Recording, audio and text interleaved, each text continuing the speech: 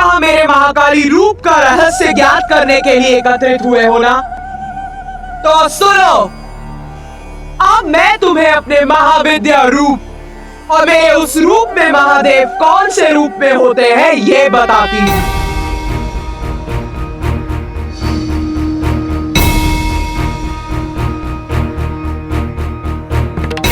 मेरा सर्वप्रथम महाविद्या रूप है काली। काली का उद्गम संसार में महादेव के साथ कैसे हुआ और काली रूप में महादेव ने कौन सा रूप धारण किया, सर्वप्रथम ये कथा सुनो।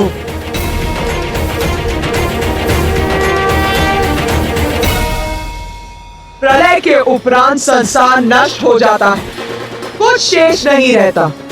तब एकमात्र मैं रहती हूँ, अव्यक्त निरंकार रूप में, और फिर मेरा प्रणव रूप प्रकट होता है जिससे संसार की सृष्टि होती।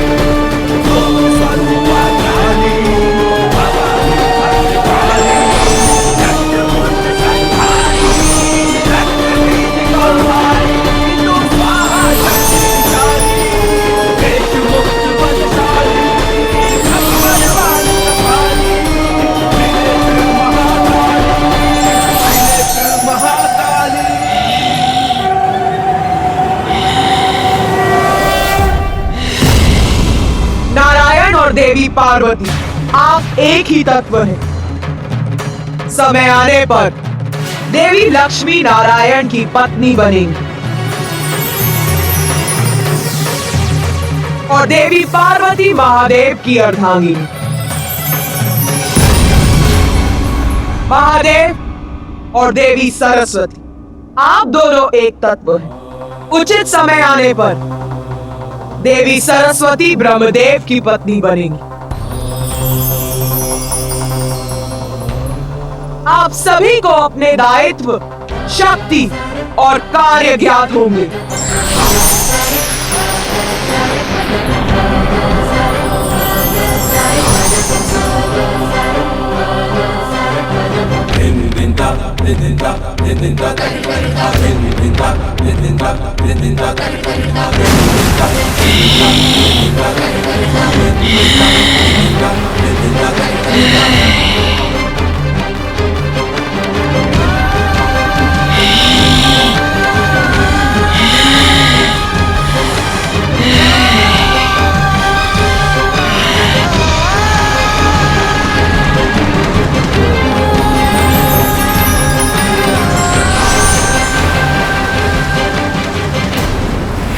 सृष्टि के नवीन सृजन के समय जब संपूर्ण सृष्टि जलमग्न थी, उसमें थल अंश मात्र ही था। जो जल में उसी प्रकार विद्यमान था जैसे घृत जल में रहकर भी उससे पृथक ही रहता है। फल कोमल था, उसे कठोर बनाना था जिससे उस पर जीवन का संचार हो सके। विष्णुदेव को संसार का पालनहार बनना था, किंतु उसके लिए सर्वप्रथम संसार को आकार देने की आवश्यकता थी। इसीलिए मैंने निर्णय लिया कि विष्णुदेव संसार की रचना में मेरे सहायक बनेंगे। सृष्टि के पालनहार, किंतु मामा जी तो गहन निद्रा में लीन थे। सत्य है, नारायण तामसी प्रभाव में आकर माया के वशीभूत थे, इसीलिए उन्हें निद्रा से जगाना अत्यंत महत्वपूर्ण था। और उन्हें जगाने के लिए मैंने अशांति उत्पन्न करने का निश्चय लिया। अशांति माता? हाँ, अशांति मधु और कैटब के रूप में।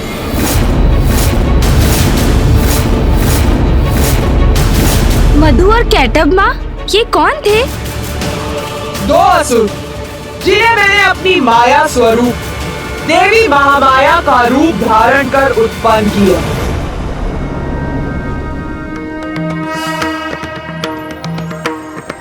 कृष्णाय गोविन्दाय गोपीजनवल्लभाय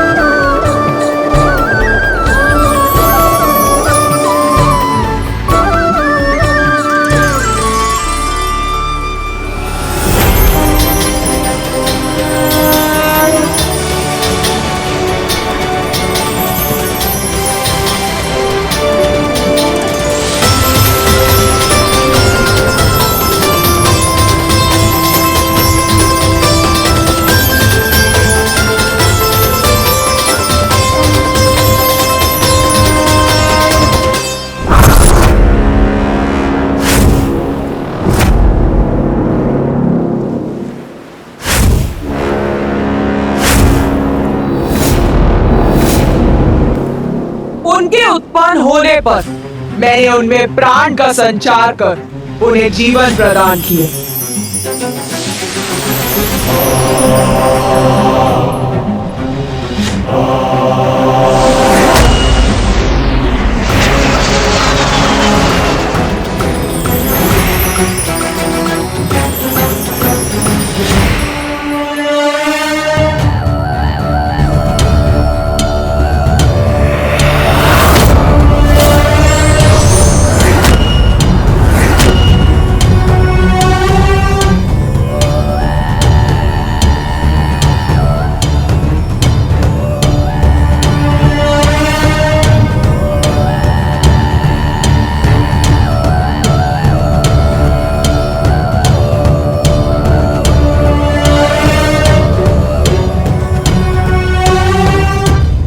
ये क्या स्थान है? हम इस विशाल सागर के मध्य में क्यों हैं? कौन है हम? हम कौन है? कौन है हम? कौन है हम? कौन है हम? वत्स,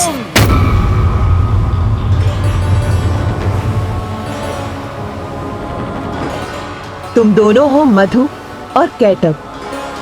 मैं मधु। मैं कैटब। मैं मधु। मधु। मैं कैटब हूँ। मैं कैटब हूँ।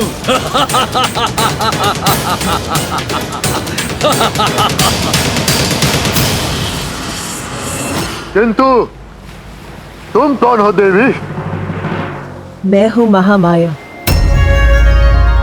और तुम्हारा जन्म मेरी लीला से ही हुआ है।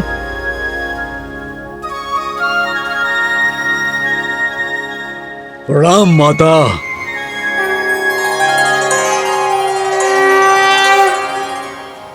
हमारे नामों के अतिरिक्त हमारा क्या परिचय है? पुत्रों, तुम दोनों अत्यंत शक्तिशाली असुर हो और इस जल में तुम्हारी उत्पत्ति का एक अति विशेष कारण है। माता, क्या है वो कारण? क्या है हमारे जन्म का उद्देश्य? युद्ध करना है तुम्हारा उद्देश्य। युद्ध? नारायण से युद्ध। जाओ और अपने जन्म का उद्देश्य पूर्ण करो। नारायण से युद्ध करो। देवी महामाया, आपके कारण ही हमारा अस्तित्व है। आपने ही हमें हमारा नाम दिया है, हमारा मार्गदर्शन किया है। इसलिए देवी, आपका आदेश है कि हम विष्णुदेव से युद्ध करें, तो ऐसा ही होगा।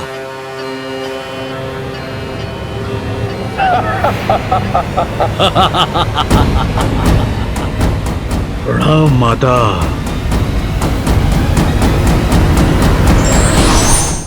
कहाँ है विष्णुदेव?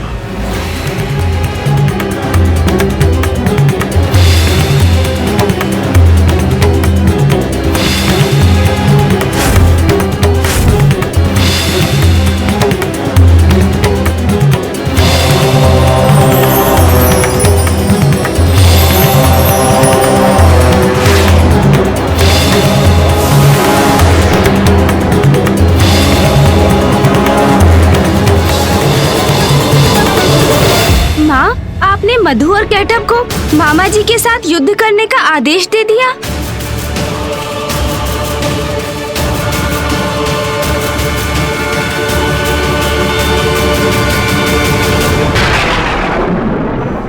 तुझे क्या लगता है ये भूल थी मेरी?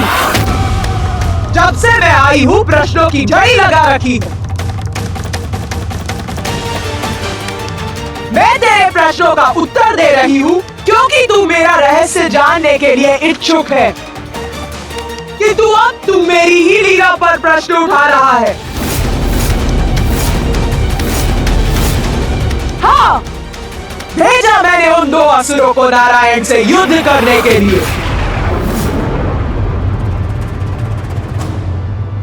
मेरी लीला समझने का सामर्थ्य है भी तुझमें? मेरा उद्देश्य ये नहीं था माता, आपको क्रोधित नहीं करना चाहता था मैं। श्री महाकाली माँ, मैं तो बस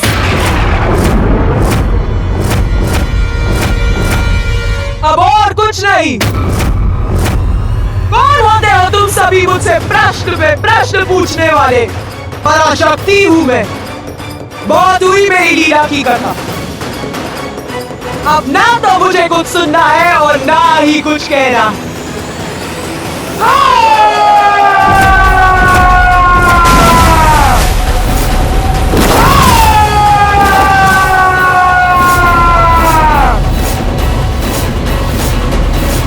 जा, नहीं बताती मैं अपना रहस्य। ये क्या कर दिया मैंने? माँ श्री महाकाली माँ के कोप को जागृत कर उन्हें हमसे रुष्ट कर दिया।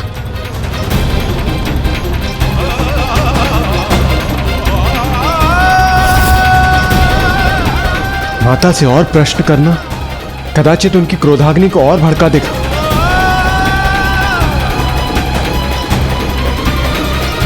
बस बहुत हुआ, अब मैं यहाँ एक पल भी नहीं रुकूंगी।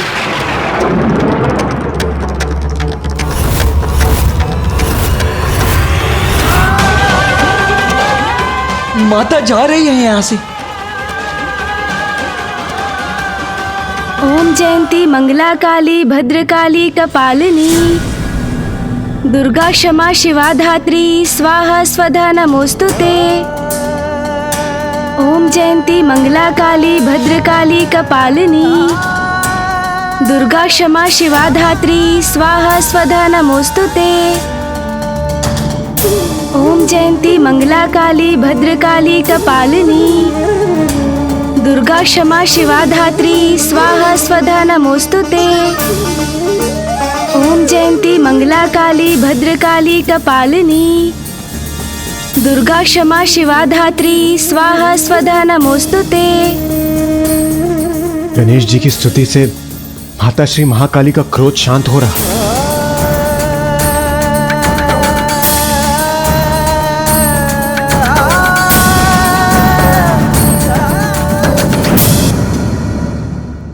माँ, माँ,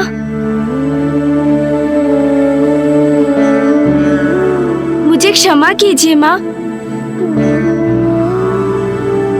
मैं अपने प्रश्नों से आपको क्रोधित नहीं करना चाहता था। ये प्रश्न तो मात्र मेरी जिज्ञासा थी। कृपया अपनी कथा हमें सुनाइए ना माँ। अपनी दिव्य लीला को विस्तार से समझने के लिए हम सभी अति उत्साहित हैं। हमारी जिज्ञासा शांत कीजिए ना माँ। वास्तव में बुद्धि का देवता है तू। मेरी क्रोधाग्नि को शीतल कर दिया। तुम सभी मेरी लीला जानना चाहते थे ना? तो सुन, मैंने ही उन दो असुरों को नारायण से युद्ध करने का आदेश दिया था, किंतु असुरों का तो स्वभाव ही होता कि वो कभी किसी के आदेश का पालन नहीं करते। अर्थात माता? अर्थात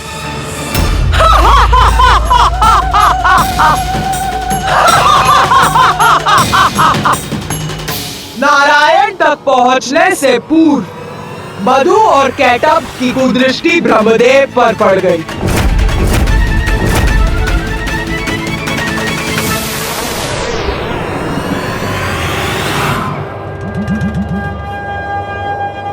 वो वहां देखो भ्राता कैटब, क्या है वो?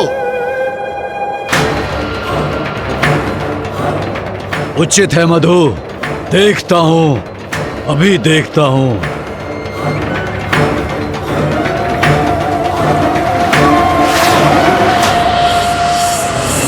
क्या तुम भी वही देख रहे हो जो मैं देख रहा हूँ? एक उच्च आसन पर कोई वृद्ध देवता प्रतीत होता है। हाँ मधु, किंतु इस वृद्ध देवता को इतने ऊंचे आसन की क्या आवश्यकता है? उचित कहते हो भ्राता। उच्च स्थान तो बलवान को प्राप्त होना चाहिए, हमें प्राप्त होना चाहिए। विष्णु से तो बाद में युद्ध करेंगे, पहले इस वृद्ध देवता को आसन से उतारते हैं, इसका स्थान छीनते हैं।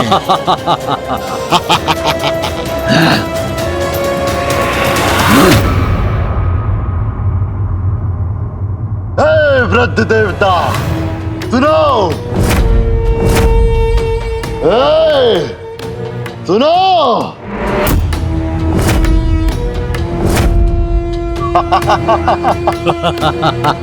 ये दो असुर कौन हैं?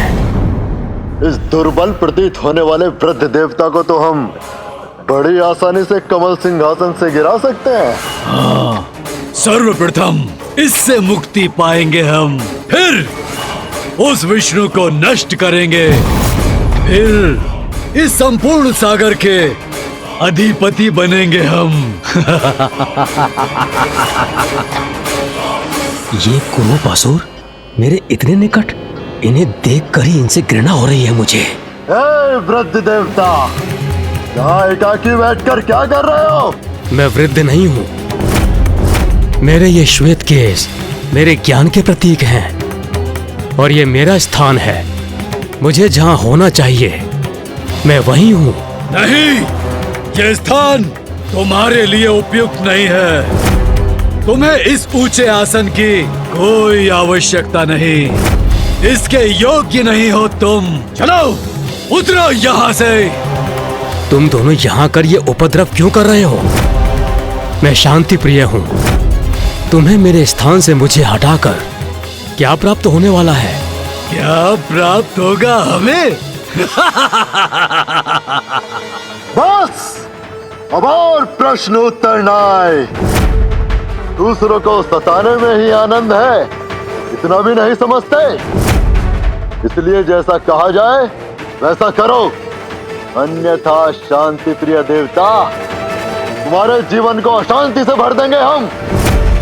या कदाचित तुम हमारा विरोध करने की इच्छा रखते हो? हाँ, विरोध करो, संघर्ष करो हमसे, यही चाहते हैं हम। फिर तुम्हें सताने में और आनंद आएगा। ये असुर तो बड़े दुष्ट प्रतीत होते हैं। मैं करूं तो क्या करूं?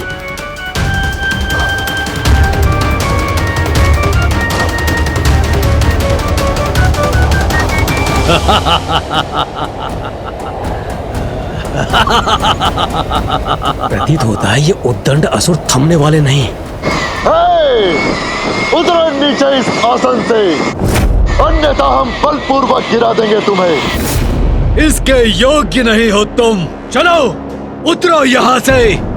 इस विकट परिस्थिति में कौन सहायता करेगा मेरी?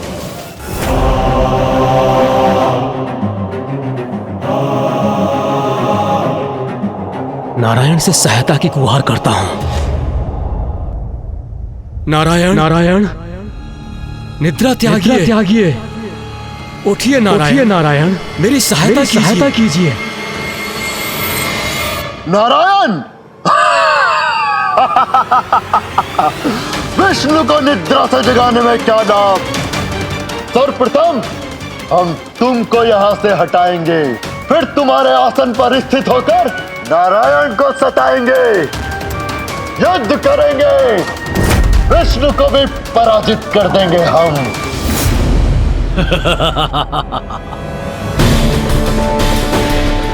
नभदेव मधु और कैटब से आतंकित थे, क्योंकि वो उनसे युद्ध नहीं कर सकते, तो वो नारायण की प्रार्थना कर उन्हें उनकी निद्रा से जगाने का प्रयत्न करने लगे।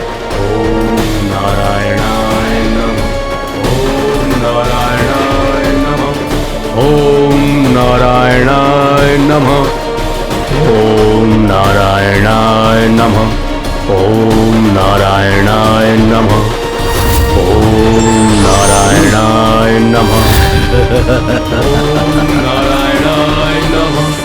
कैटब, वृद्ध देवता ऐसे नहीं उतरेगा। क्यों ना एक कार्य करें, इसके कमल की जड़ को ही विलक कर देते हैं। इसे गिरते देख बड़ा आनंद आएगा। अब न रहेगा आसन और न रहोगे तुम उस पर आसीन।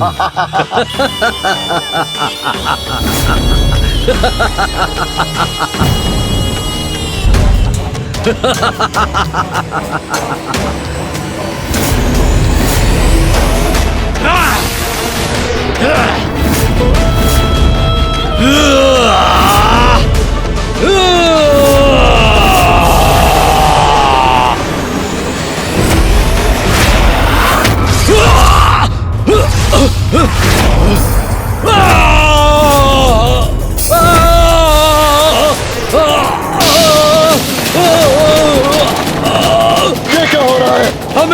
हमें आहत किसने किया? कौन है हमें नीचे गिराने वाला?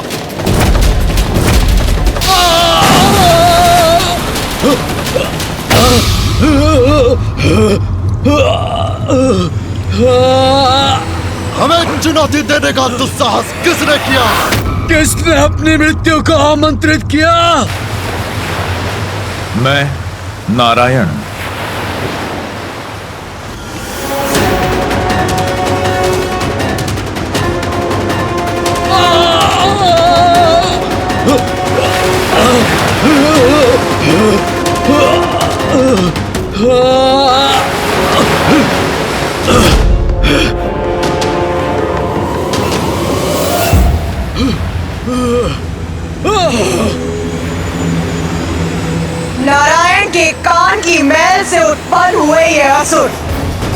कोई साधारण असुर नहीं थे और उनमें प्राण तो मैंने ही फूके थे, तो उनका अंत इतनी सरलता से कैसे हो सकता था? मैं चकित और विचलित इस बात से हूँ कि माता द्वारा उत्पन्न 2 असुर उन श्री हरिनारायण विष्णु का सामना भला कैसे करेंगे, जो स्वयं जगत के पालनहार हैं।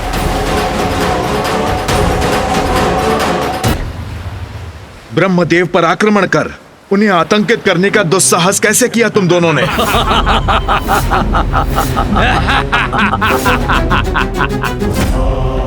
ओह, स्वयं तुम ही हो नारायण। तुम आ ही गए हमारे समक्ष। उचित किया। हमारा आदेश तो तुमसे युद्ध करना ही था। सर्वथा उचित है ये। उस वृद्ध देवता से तो हम बाद में निपट लेंगे। सर्वप्रथम तुम्हें ही नष्ट करते हैं, तुम्हें ही नष्ट करते हैं, ही नष्ट करते हैं।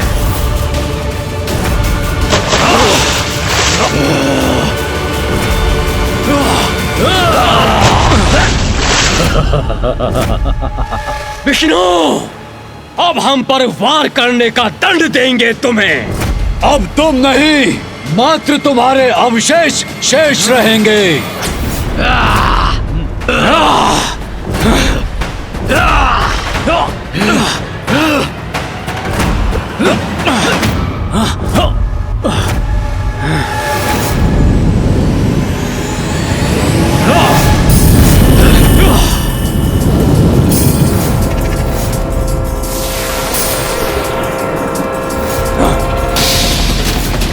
इन दोनों दुष्टों ने तो विष्णुदेव पर आक्रमण कर दिया।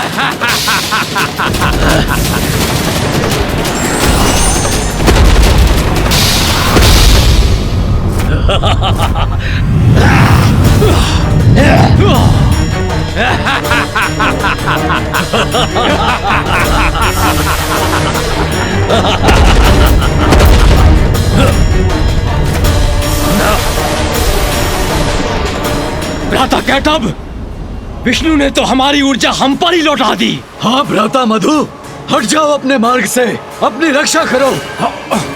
ये ऊर्जा तो मुझ तक पहुंचने ही वाली है, किंतु मैं रोक दूंगा इसे।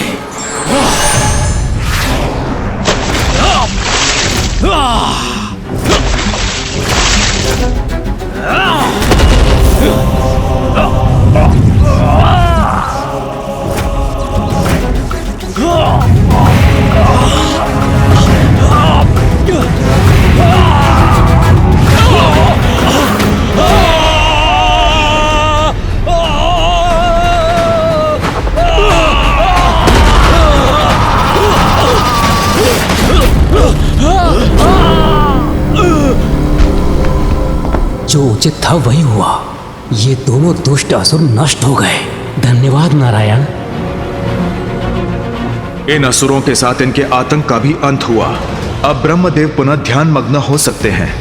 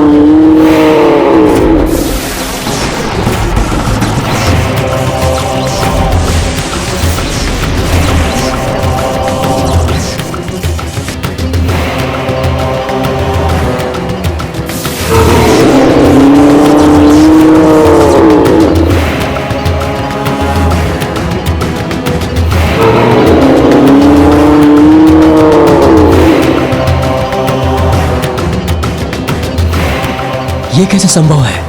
इन दोनों का तो वध कर दिया था नारायण ने।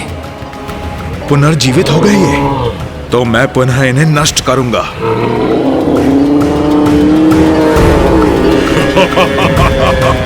क्या हुआ विष्णुदेव?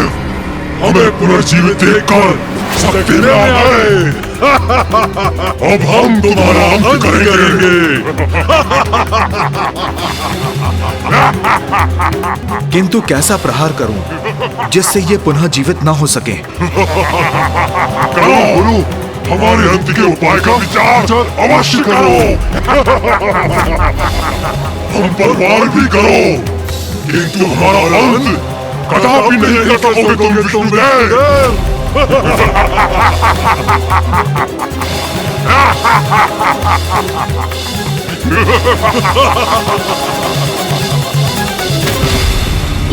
ये कैसे हुआ माँ? मामा जी के द्वारा मधु और कैटअप के वध करने पर भी वो पुनर्जीवित कैसे हो गए? गणेश जी ने पुनः माँ काली से प्रश्न कर दिया, कहीं वो पुनः गणेश जी से क्रोधित हो गई तो?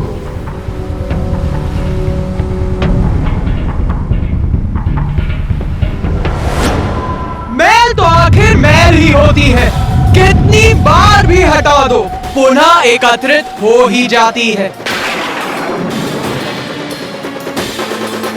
नारायण के कान के मैल से उत्पन्न हुए ये असुर कोई साधारण असुर नहीं थे, और उनमें प्राण तो मैंने ही फूके थे, तो उनका अंत इतनी सरलता से कैसे हो सकता था? फिर क्या हुआ माता? फिर क्या हुआ? फिर क्या हुआ? ये कैसा प्रश्न है?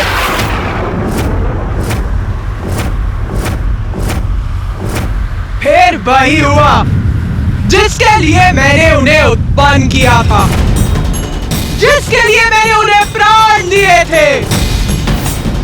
युद्ध, भयंकर युद्ध।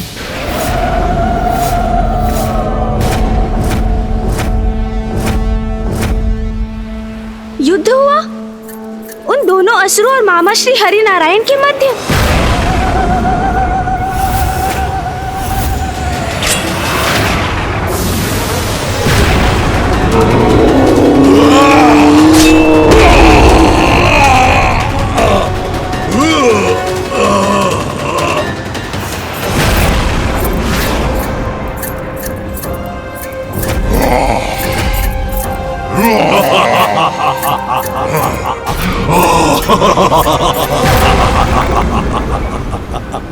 हे नारायण, देखो इधर, हम तो पुनः युद्ध करने आ गए। कुछ नहीं, तुम हमारा कुछ नहीं बिगाड़ सकते, अपितु हम तुम्हारा अंत अवश्य करेंगे।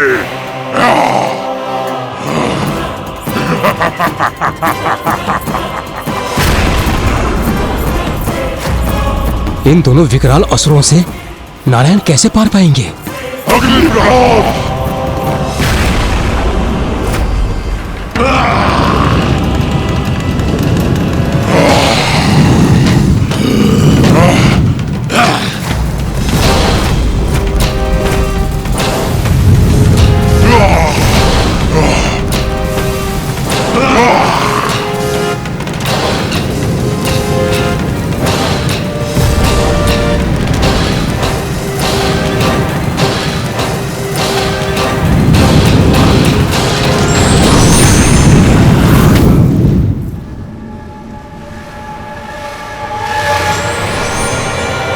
कहाँ देख रहे हो तुम दोनों? मैं वहां नहीं, मैं यहां हूं।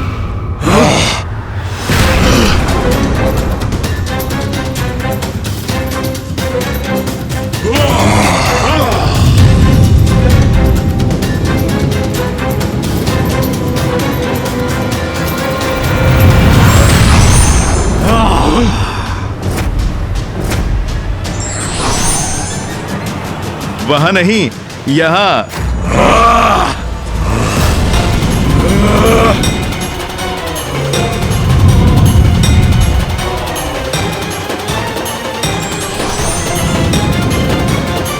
तुम तो मुझे ढूंढ नहीं पाए, किंतु मेरे शस्त्र तुम्हें अब और समय नहीं देंगे। अब अब मैं अपने पाश से तुम दोनों का अंत करूंगा।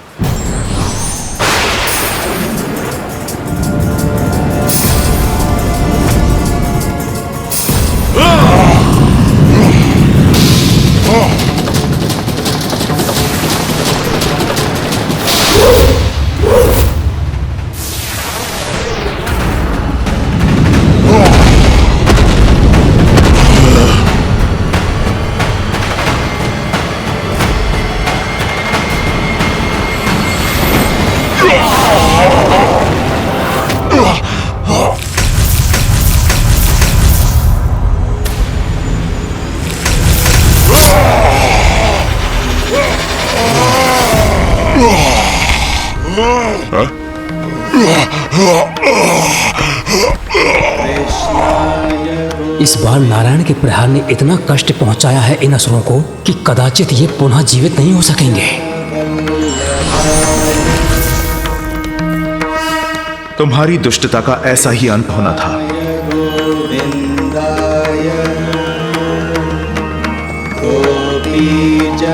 कदाचित इस बार सागर की गहराई में विलीन हो गए हैं ये दोनों। कृष्णाय गोविंदाय गोपीजनवल्लभाय। ये कैसी ध्वनि है?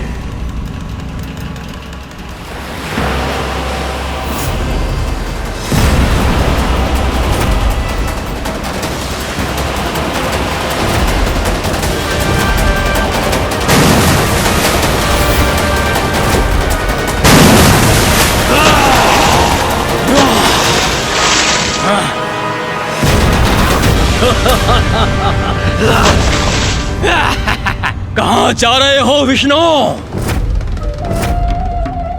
हम तो अब भी यही हैं। हमारा युद्ध अभी समाप्त नहीं हुआ है।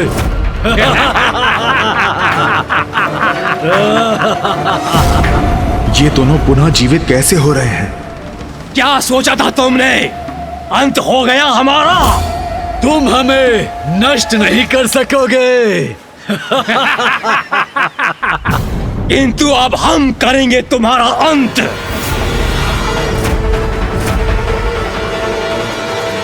फिर वो युद्ध सहस्त्रों दिव्य वर्षों तक चलता रहा, कभी जल पर,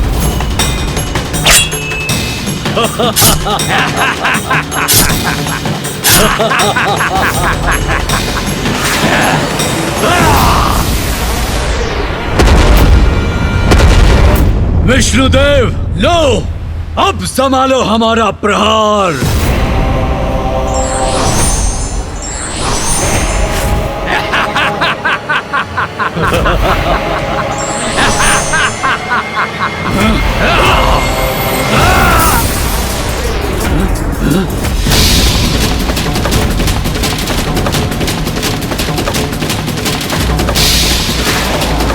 अरे ये कैसी ऊर्जा है?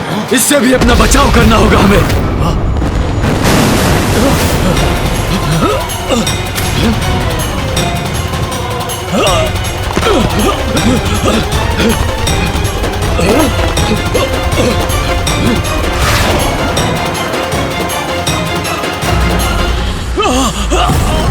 भ्राता कैटब, ये तो विचित्र कौतुक रचा है विष्णु ने।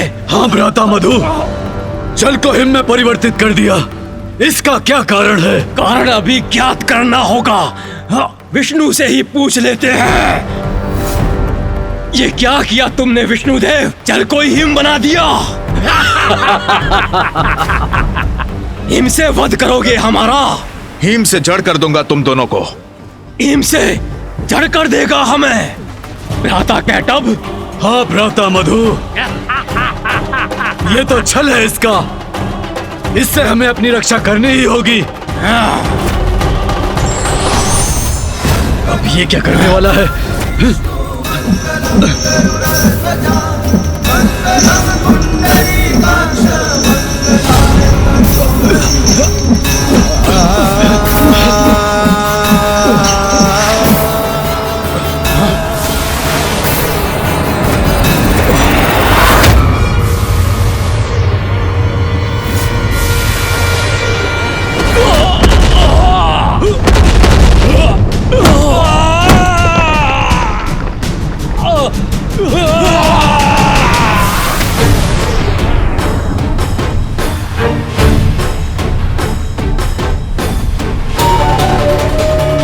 कदाचित पुनः गतिशील नहीं हो सकेंगे ये असुर।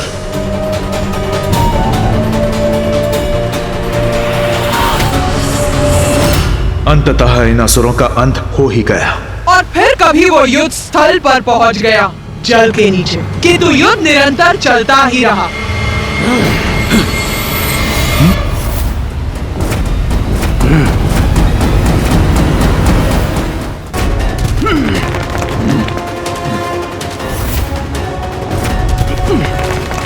इस हिम से मुक्त होना होगा। हाँ भ्राता मधु, फिर उस विष्णु के प्राण मुक्त करेंगे हम। अभी भी जीवन शेष है इनमें। उन दोनों के अंत का क्या उपाय है?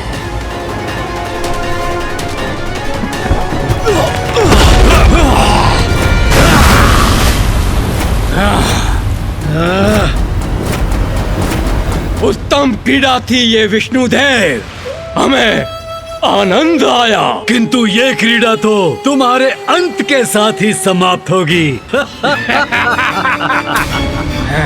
इस बार किसी भी प्रकार इनका अंत अवश्य करूंगा मैं।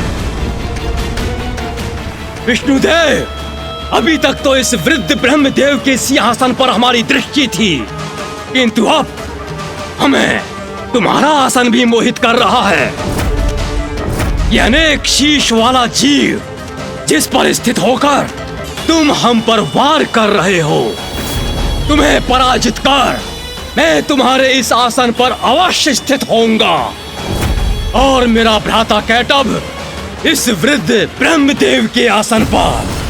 क्यों भ्राता कैटभ? हाँ भ्राता मधु, अब हमें ये शीघ्र करना चाहिए। इनका दुस्साहस अब सभी सीमाएं लांघ चुका है। अब इनसे निर्णायक युद्ध करना होगा मुझे। विष्णुदेव, अब शीघ्र तुम्हारे प्राण तुम्हारे शरीर से विलग करूंगा मैं।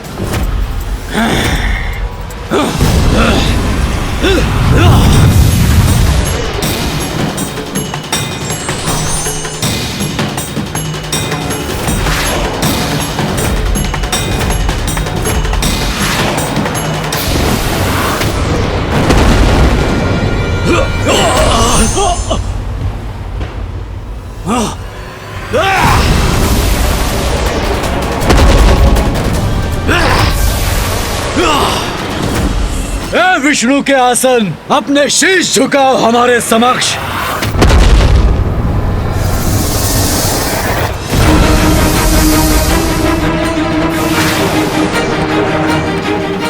ये तो विष प्रहार कर रहा है हम पर।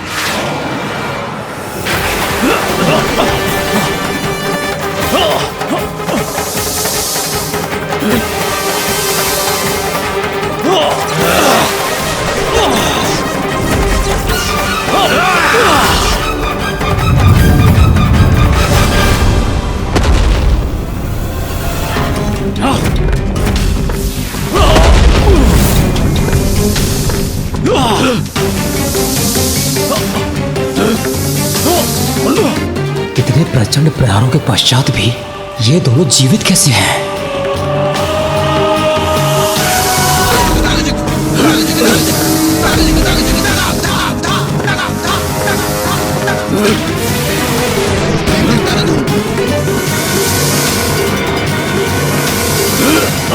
बस, बहुत हुआ दोस्त। अब तुम्हारे प्रहारों का भी अंत करना ही होगा।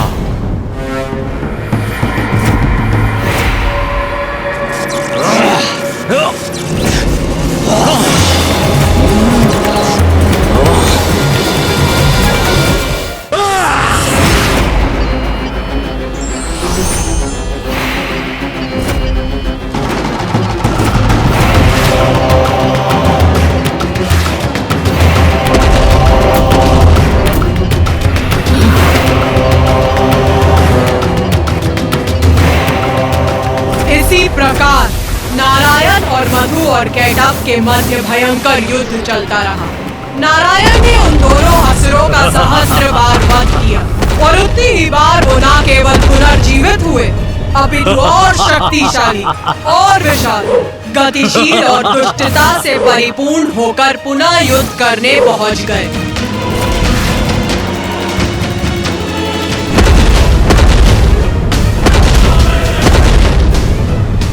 कैसे असुर हैं जिनका वध नारायण भी नहीं कर पा रहे हैं?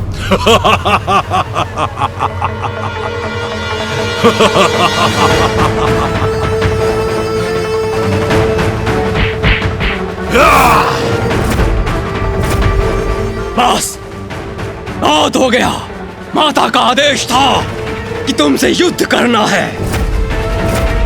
हो गया युद्ध, अब सर्वनाश होगा तुम्हारा। माता का आदेश था, नारायण से युद्ध करना था इन्हें।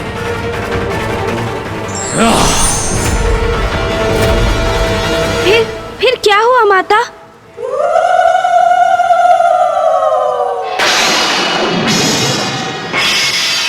वही हुआ जो श्री महाकाली की इच्छा थी, जो मेरी इच्छा थी। क्या इच्छा थी माँ आपकी? तमसो मां ज्योतिर्गमय, अंधेरे पर प्रकाश की विजय अवश्य होती है, किंतु प्रयास करते रहने और उचित समय आने पर न पूर्व न उसके पश्चात इसका प्रभाव हमेशा सृष्टि पर पड़ता है, जिसका परिणाम हमेशा सकारात्मक। फिर क्या हुआ माता? वही हुआ जो श्री महाकाली की इच्छा थी, जो मेरी इच्छा थी।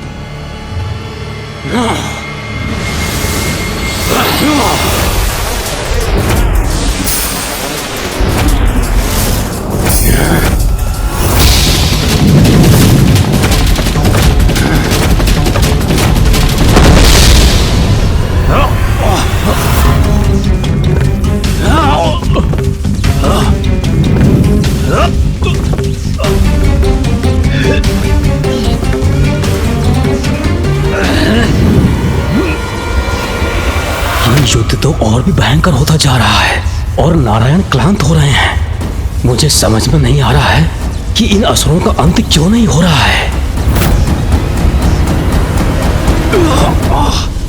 माता का आदेश था कि तुमसे युद्ध करना है। माता का आदेश? यही कहा था इन असुरों ने। माता के आदेश से ही ये नारायण से युद्ध कर रहे हैं, अर्थात माता की इच्छा से ही इनका वध भी होगा।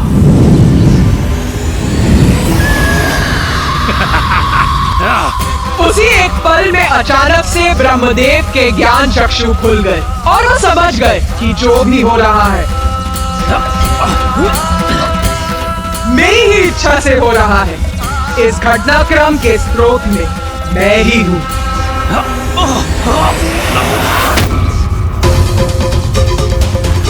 श्री महाकाली, हमको जन्म देने वाली देवी महाकाली, आप ही स्वधा, आप ही वशकार हो।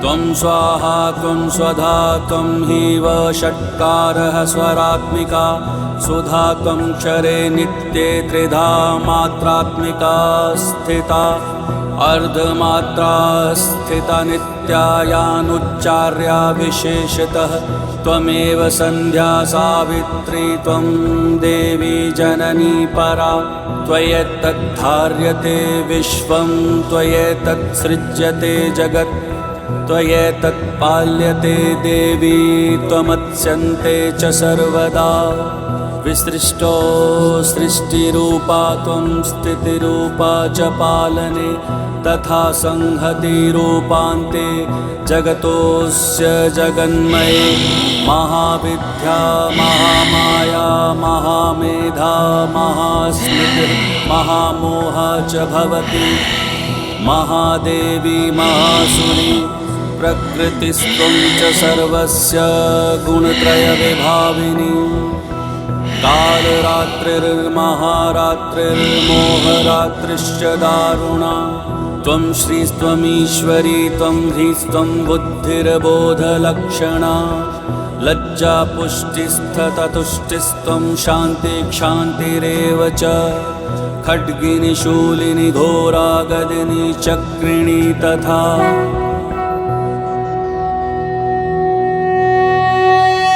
स्वर भी आपका ही स्वरूप है। आप ही जीवनदायिनी सुधा हो। नित्य अक्षर प्रणव में आकार ऊकार और मैकार और इन तीनों मात्राओं के साथ बिंदु रूप में अरेद मात्रा है, वो भी आप ही हैं। आप ही संध्या सावित्री तथा आप ही परम जननी हो। आप ही परम ब्रह्मांड को धारण करने वाली हो।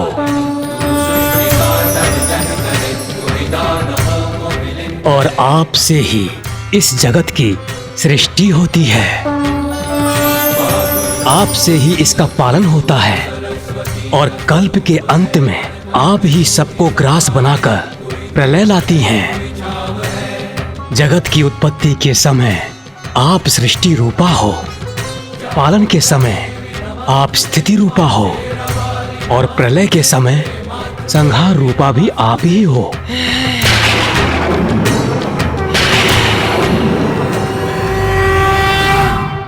देवी, आप ही काल रात्रि, मोहरात्रि और महारात्रि हो। आप ही श्री ईश्वरी ह्रीं और बोध रूपा बुद्धि हो। लज्जा, पुष्टि, तुष्टि, क्षमा और शांति आप ही हो। संसार में जो कुछ भी है और उनकी जो भी शक्ति है, सब आप ही हो माता। मैं तुच्छ आपकी क्या स्तुति कर सकता हूँ। आपने ही मुझे और नारायण को हमारा अस्तित्व प्रदान किया। फिर मुझ में इतना सामर्थ्य कहाँ जो मैं आपकी स्तुति कर सकूं। हे देवी, आप तो अपने उदार प्रभावों से ही प्रशंसित हो। रक्षा करो माता, रक्षा करो माता। माता रक्षा करो इन दोनों असुरों मधु और कैटभ, जिनका जन्म आपकी ही शक्ति से हुआ है। इन्हें मोह में डालकर नारायण के द्वारा इनके वध का उपाय करो माता। रक्षा करो माता, रक्षा करो माता। ब्रह्मदेव, मैं तुम्हारी स्तुति से प्रसन्न हुई। चिंता मत करो, माँ सदैव अपनी संतानों की रक्षा के लिए तत्पर रहती। मैं ही महामाया हूँ और अपने महामाया स्वरूप में मैंने जो आरंभ किया था, मैं ही उसे संपन्न करूंगी। तुम हमें नहीं रोक सकते विष्णुदेव। हम विजयी होकर रहेंगे। पुत्र मधु, पुत्र कैटभ। माता,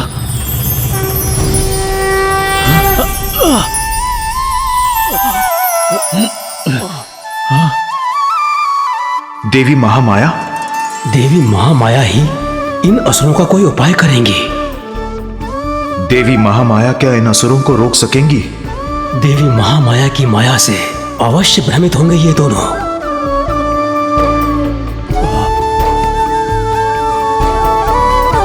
प्रणाम माता।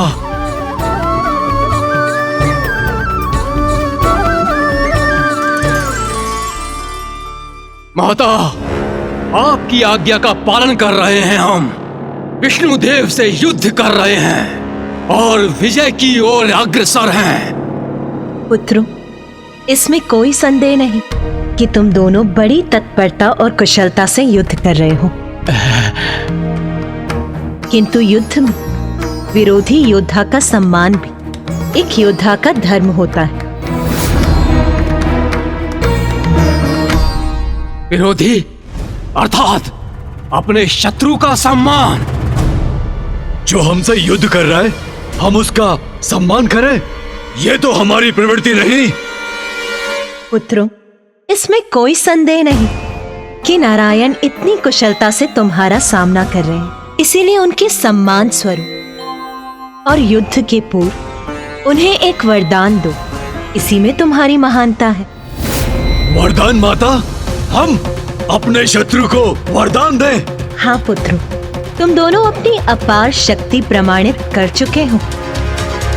नारायण ने अनेकों बार तुम्हारा वध किया, किंतु तुम पुनः जीवित हो गए।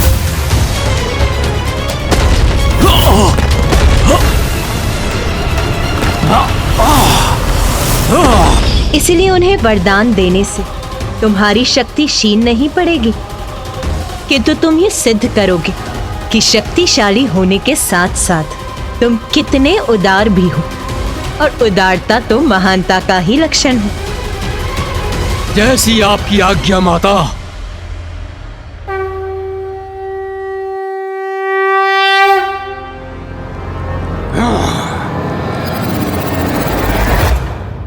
तुम्हें तो अपनी पराजय बहुत समय पूर्व स्वीकार कर लेनी चाहिए थी विष्णुदेव, किंतु तुम अपनी हट के आगे अड़े रहे, लड़ते रहे हमसे, ये जानते हुए भी कि युद्ध में तुम्हारा विजयी होना असंभव है। किंतु हम तुम्हारी दृढ़ता की सराहना करते हैं, इसलिए तुम्हें युद्ध में पराजित करने के पूर्व तुम्हें एक वरदान अवश्य देंगे। मांगो, वरदान मांगो हमसे। मैं वरदान मांगू इन दुष्ट असुरों से?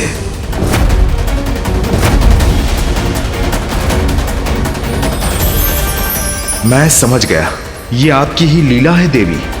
वही होगा जो आपकी इच्छा है।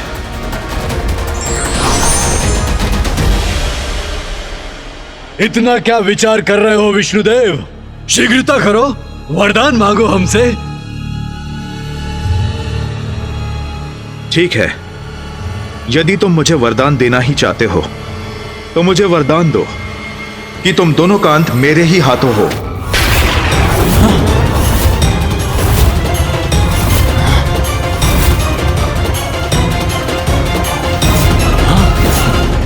हमारा अंत हो इसके हाथों?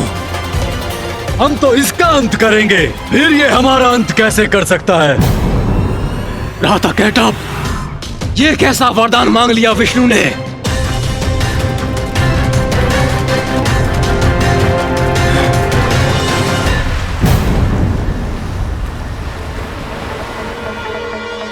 चतुर विष्णु, तुम सोच रहे होगे कि चतुराई से तुमने हमारी मृत्यु का उपाय ढूंढ लिया, किंतु ये केवल मात्र तुम्हारा एक भ्रम है।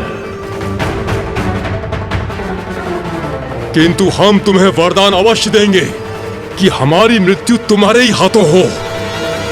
भ्राता मधु, ये क्या कह रहे हो तुम? ये क्या वरदान दे रहे हो तुम? बुद्धि भ्रष्ट तो नहीं हो गई तुम्हारी? हमारे अंत का वरदान मांग रहा है ये। शांत रहो भ्राता कैटअप, इसके बल को पराजित किया था हमने, इसके छल को भी पराजित करेंगे।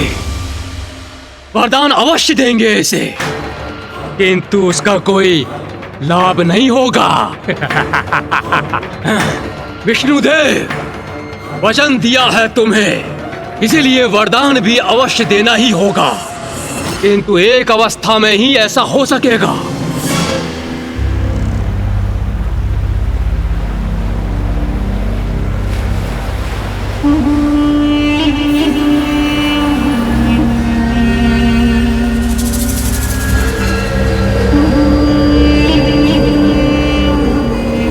हम तुम्हें वरदान देते हैं कि हमारा वध तुम्हारे हाथों होगा, किंतु तुम जल में हमारा वध नहीं कर सकोगे। जल में हमारा वध नहीं कर सकोगे। जल में हमारा वध नहीं कर सकोगे।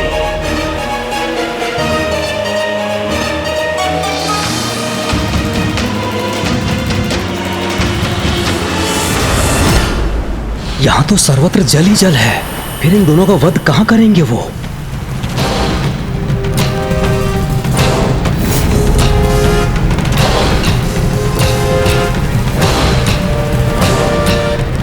बताओ, स्वीकार है हमारी चुनौती या फिर भयभीत हो गए? स्वीकार है, स्वीकार है, स्वीकार है। तो प्रतीक्षा क्यों कर रहे हो? आगे बढ़ो, आओ वध करो हमारा। किंतु यदि मामा जी उनका जल में अंत नहीं कर सकते थे, तो फिर ये कैसे संभव था? वहाँ तो जल ही जल का विस्तार था। मैं कुछ समझा नहीं माँ। आपने ही मधु और कैटअप को मामा जी को वरदान देने का सुझाव दिया और मामा जी को मधु कैटअप से ये वरदान मांगने के लिए प्रेरित किया कि वो उन दोनों असुरों का अंत कर सके। और फिर मधु ने वरदान भी दिया, किंतु ऐसी स्थिति के साथ जिससे मामा जी द्वारा उनका वध करना असंभव हो जाए। गणेश जी का प्रश्न तो सर्वथा उचित है, ऐसी अवस्था में नारायण ने उन असुरों का वध कैसे किया होगा? गणेश के इस प्रश्न का उत्तर देवी श्री महाकाली के द्वारा ही दिया जाना उचित है। उचित किया मैंने। मेरा रहस्य समझना चाहते हो ना? समझ गणेश, समझ मेरी इच्छा के पीछे छिपे कारण को।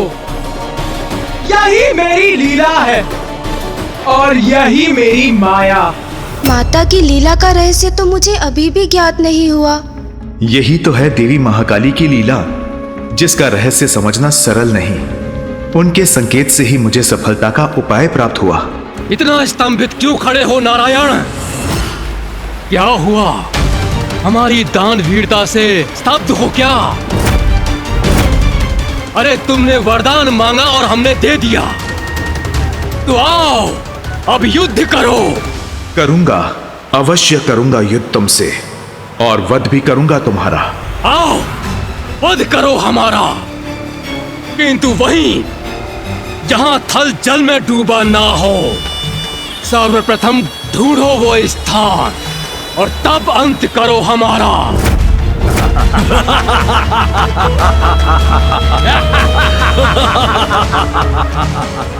अवश्य अवश्य अवश्य, तुम्हारी ये मनोकामना मैं अवश्य पूर्ण करूंगा। भ्राता कैटअप, इसके छल का तो उचित उत्तर दिया मैंने। फिर क्या कारण है विष्णु देव के इस विश्वास का कि वो अब भी हमारा वध करने में सक्षम है? ये तो मैं भी नहीं समझ पा रहा हूँ भ्राता।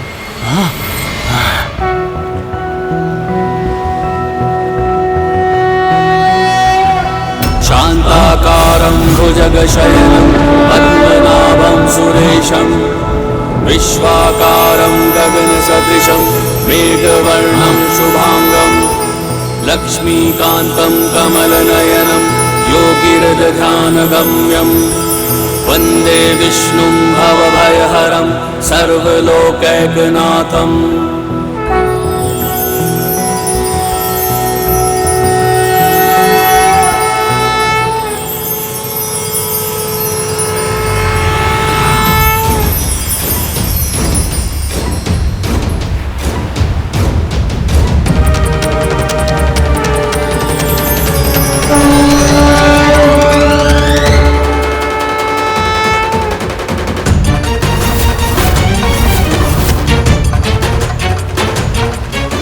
आपके विराट रूप के दर्शन पाकर मैं धन्य हुआ श्री महाविष्णु। ये क्या हो रहा है? विष्णु ने अपना आकार इतना विशाल कैसे कर लिया? भ्राता मधु, वो तो मुझे भी ज्ञात नहीं, किंतु उचित प्रकार से मैं विष्णु को देख भी नहीं पा रहा हूँ।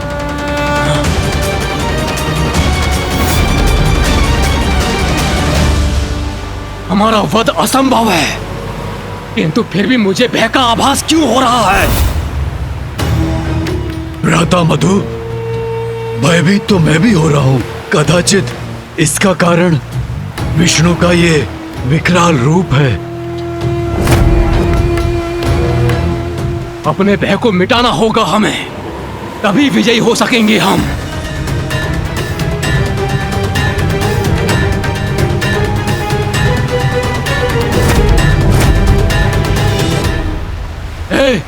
हे विष्णु, ये क्या कर रहे हो तुम? ये मत समझो कि तुम्हारे इस विशाल रूप को देखकर भयभीत हो जाएंगे हम। और तुम हमारा वध कर सकोगे?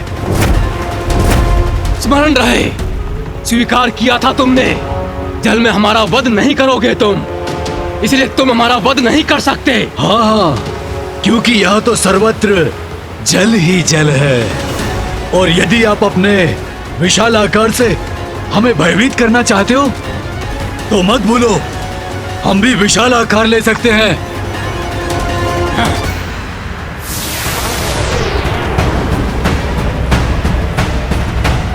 ये देखो। तुम जितना अपना आकार विराट करोगे, तुम्हारा वध करने में मुझे उतनी ही सुविधा होगी। किंतु हाँ, अपना दिया हुआ वचन भंग नहीं करूंगा। तुम्हारा वध करूंगा, किंतु जल में नहीं।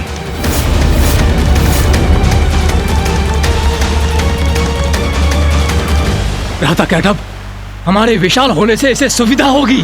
हाँ भ्राता मधु, हम और विशाल नहीं होंगे। इसकी असुविधा में तो आनंद आएगा ना हमें। और वैसे भी ये अभी भी हमसे विशाल ही है।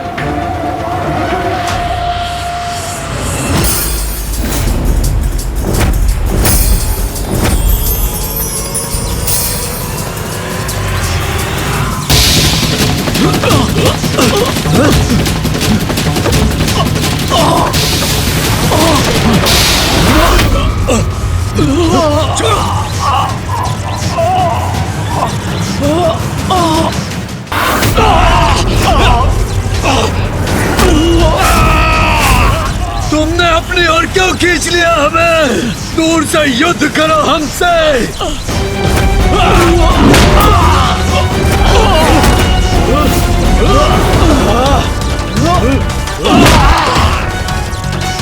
तुम दोनों असुर देवी महामाया की आज्ञा का पालन कर रहे थे ना?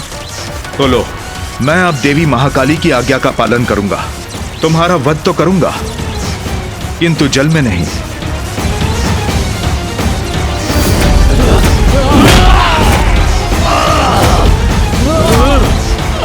अरे ये क्या कर रहे हो? मुक्त करो मुझे। अब तुम दोनों का अंत होगा।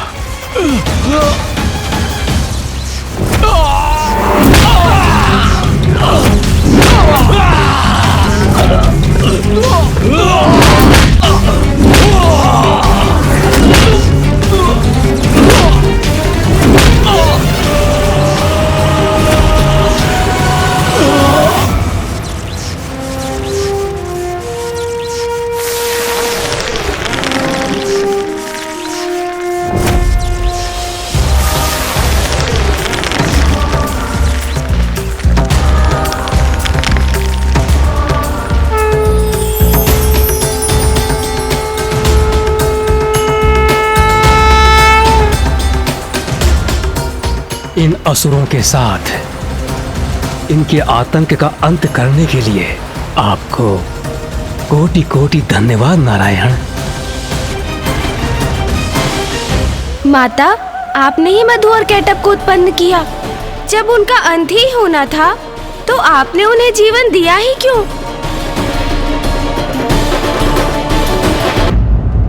माता, आपने ही मधु और कैटअप को उत्पन्न किया। तो माता, जब उनका अंत ही होना था तो आपने उन्हें जीवन दिया ही क्यों?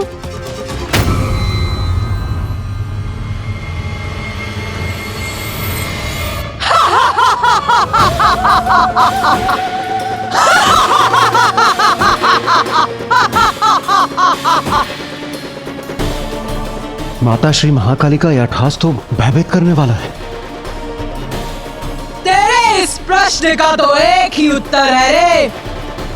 मैं जो भी करती हूँ उसका एक बड़ा कारण होता है। मधु और कैटअप का अंत इसीलिए होना था क्योंकि उनके अंत से एक नवीन आरंभ होना था। नवीन आरंभ? कैसा नवीन आरंभ?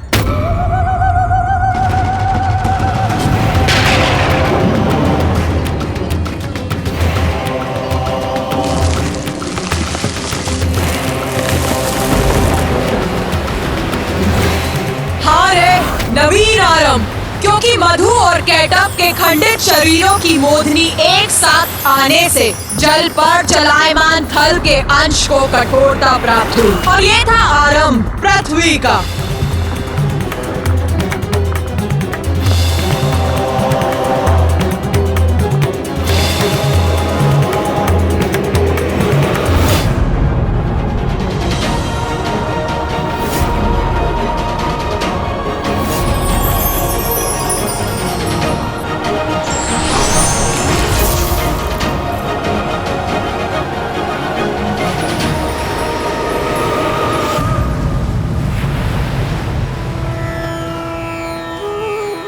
प्रणाम। आपका कोटि कोटि धन्यवाद नारायण। आपके ही कारण मधु और कैटअप के शरीर की मेदिनी से मेरी सतह कठोर हुई है। अब इस पे सृष्टि संभव हो सकेगी। देवी पृथ्वी, धन्यवाद मेरा नहीं देवी महाकाली का कीजिए, जिनकी लीला से मधु और कैटब उत्पन्न हुए और मैंने उनका अंत किया। मैं तो मात्र उनकी लीला में सहायक था। सृष्टि का पुनः निर्माण उन्हीं की लीला का परिणाम है।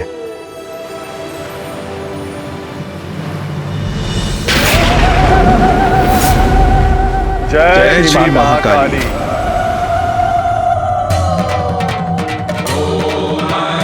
हम कृतार्थ हुए माता, आपकी अद्भुत लीला की और आपकी लीला के परिणाम स्वरूप सृष्टि के पुनर्निर्माण की कथा सुनकर। हाँ माँ, हम धन्य हुए। आपकी लीला की कथा सुनने का अवसर जो प्राप्त हुआ हमें, और उससे भी बड़ा सौभाग्य तो ये था कि ये कथा हमें साक्षात आपके श्रीमुख से सुनने का अवसर प्राप्त हुआ। अपनी ही लीला की कथा सुनाकर आपने हमें कृतार्थ कर दिया माता। किंतु हमें यह भी बताइए माता कि आपके देवी श्री महाकाली रूप की कृपा से हम भक्तों को कैसा सुफल प्राप्त होता है। मैं जब श्री महाकाली रूप में अवतरित होती हूँ तो उस समय महादेव महाकाल रूप में मेरे साथ होते हैं। मेरे इस रूप की आराधना से मेरे भक्तों को जीवन के सभी सुख और भोग के सभी साधन प्राप्त होते हैं और उनकी समस्त धर्मोचित मनोकामनाएं पूर्ण होती हैं और उनके जीवन के उपरांत उन्हें मोक्ष प्राप्त होता है। माँ प्रणाम, माँ श्री महाकाली। मशान कालिका काली, भद्रकाली कपालिनी, गुह्यकाली महाकाली, गुरुकुल्ला विरोधिनी, कालिका कालरात्रिश्च, महाकाली नितंबिनी, कालभैरवभार्या च, कुलवर्तम प्रकाशिनी, कामदा कामिनी कन्या, कमनीय स्वरूपिणी, कस्तूरी रस लिप्तांगी, कुंजरेश्वरगामिनी, ककार वर्ण सर्वांगी, कामिनी कामसुंदरी, कामार्ता कामरूपा च, कामधेनु कलावती, कांता कामस्वरूपा च, कामाया कुलकामिनी, कुलीना कुलवर्त्यंबा, दुर्गा दुर्गतिनाशिनी।